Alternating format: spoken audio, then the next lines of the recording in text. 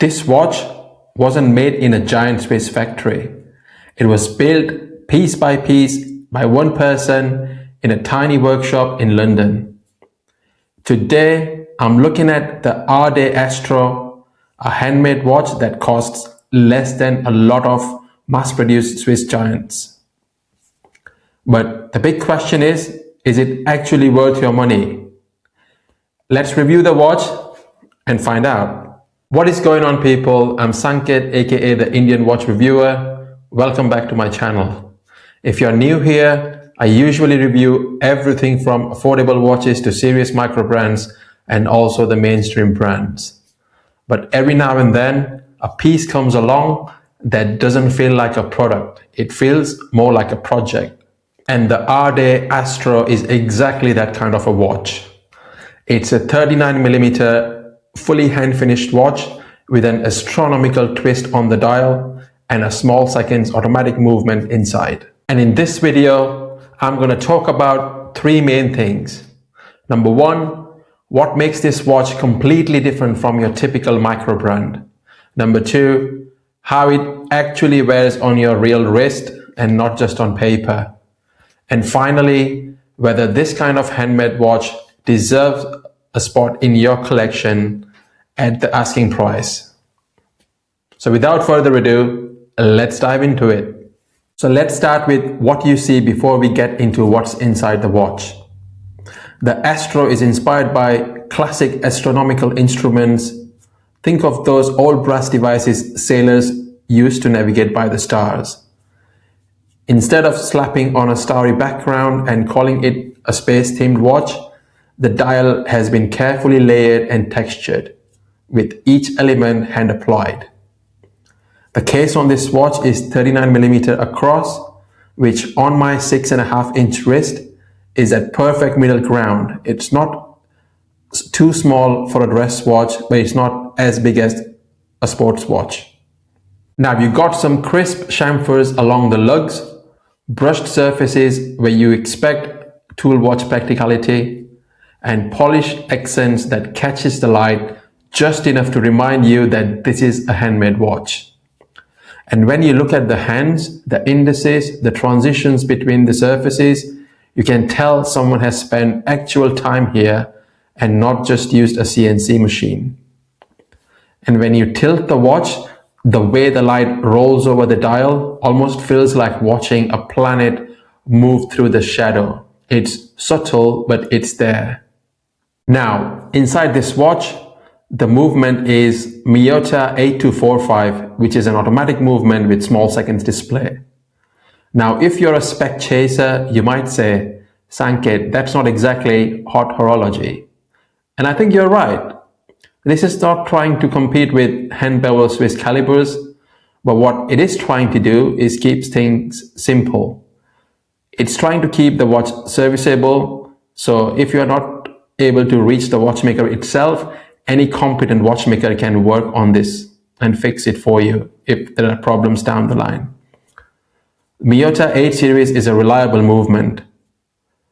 And the most important part is it lets the watchmaker focus his time and money on the case, style and finishing rather than disappearing into a movement rabbit hole. Now on the wrist, this is where the Astro surprised me.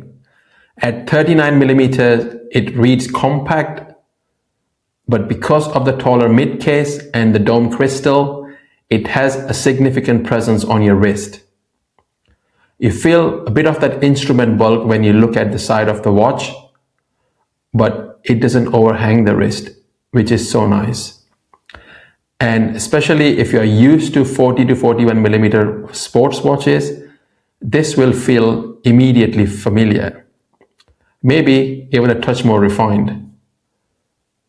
The strap out of the box is really nice. I tried it on a simple leather strap and it works really well. The dial is interesting enough that it doesn't need any fancy straps to stand out, in my opinion. And most importantly, when you glance at the watch, your brain thinks, wow, this is different. And in the world of copy pasting and creating homages and calling it inspiration. I think being different is so refreshing. Let me know in the comment section below if you agree with me. Now let's talk about the elephant in the room. The fact that this is handmade by one person, because that does come with trade-offs. You're not getting an absolute clinical perfection of a big factory brand. Instead, you get tiny hints that a human being was involved. The way an edge is finished, the way the brushing ends, and the way the dial elements line up. But for some collectors, that's actually the point. You're not just buying steel and a movement, you're buying someone's time, skill, and taste. And unlike a lot of so-called micro brands that are basically catalog cases with a logo, this feels like it has its own design language, which is quite rare to see. Right, so let's answer the big question that everyone wants to know about. How much does this watch cost? So as it stands right now, this watch costs £960. Now, I know some of you are already converting this into how many Seikos and Tissot you can get for that money. But here is how I see it. If you want pure spec for your money, this is not the smartest buy for you. If you want a safe and famous brand on your wrist, this is not for you either. But if you are kind of the collector who likes owning things that your friends haven't seen on Instagram 10 times already, then this suddenly becomes really interesting for you. Because what you're paying for is a genuinely original design, a handmade execution, and the satisfaction of supporting an independent watchmaker. Right, now time to give the brand some constructive feedback, because we all know not every watch is perfect. There's always a room for improvements.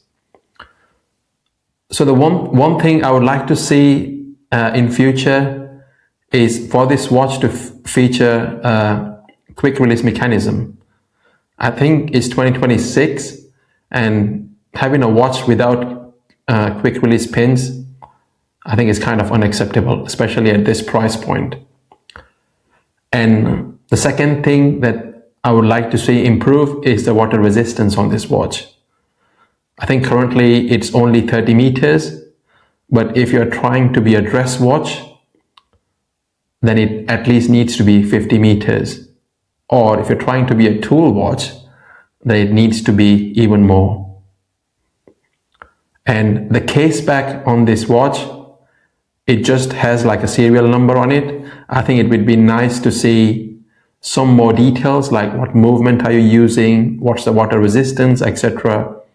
So, because not everyone is a watch enthusiast and they will know their stuff. There might be people who buy this watch, but they're not into watches that much. So it's easier for them to see the details on the case back.